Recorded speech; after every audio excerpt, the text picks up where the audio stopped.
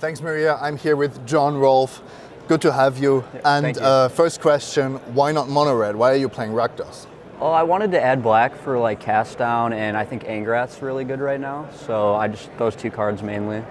And what inspired you to play this particular deck list? So I saw it on a 5.0 MTGO list, and then I started working on the deck. And then Jody Keith won a Grand Prix with it, so convenient. Yeah, I mean, I was a little tilted because the deck just became broadcasted. Sure. But at the same time, it gave me a sense of comfort that the deck was like real. You were heading the right way. Okay, right. Let's take a look at your card choices for this event, and we'll start with something that's actually quite usual.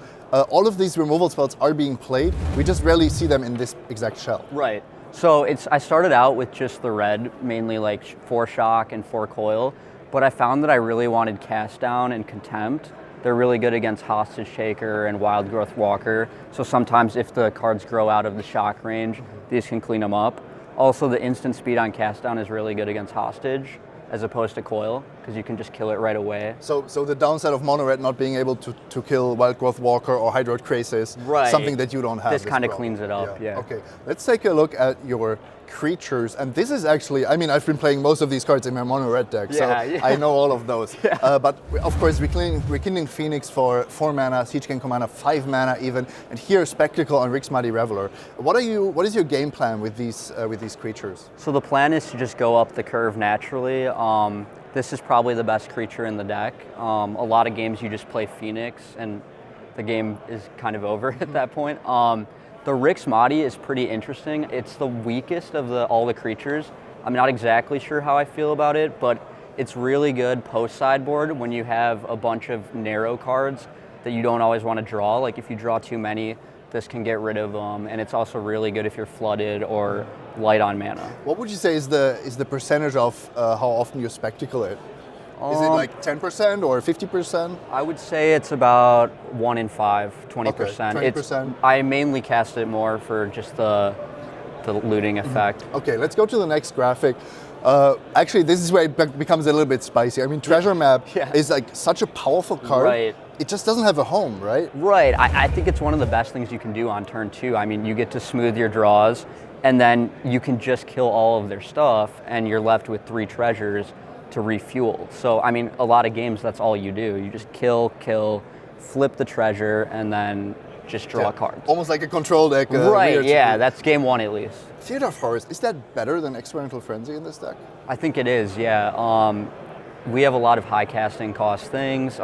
Frenzies, 4 mana, we're already trying to play Phoenix on 4. I actually really like this, and this part can go to the face as well.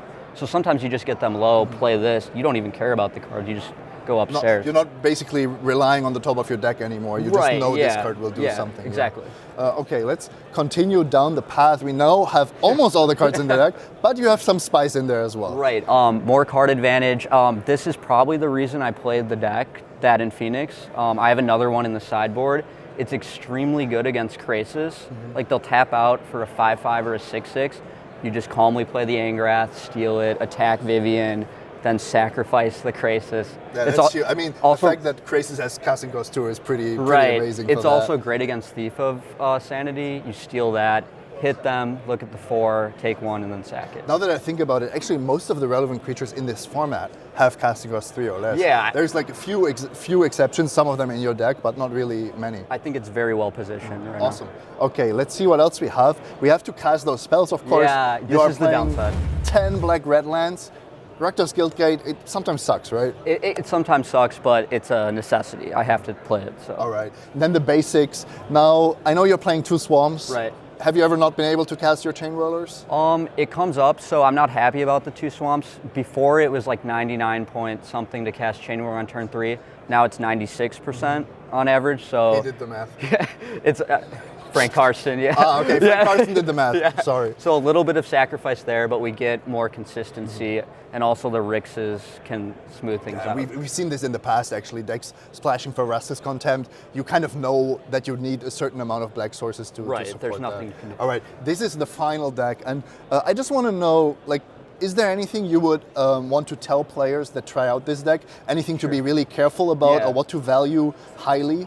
I would say like this is a very meta-specific deck. Okay. If your metagame has a bunch of Esper Control and Nexus and Gates, this is not what you want to be playing just because it has all the removal. I mean, against Nexus you have half your deck is dead cards. But that being said, if your meta is a bunch of white weenie or mono blue or even Sultai, I think this is fantastic. So which makes this deck actually well positioned at this Mythic Championship. Yes. Yeah. Awesome. Yeah, Thank you, you. John. Appreciate that was it. Rakdos Midrange by John Rolf.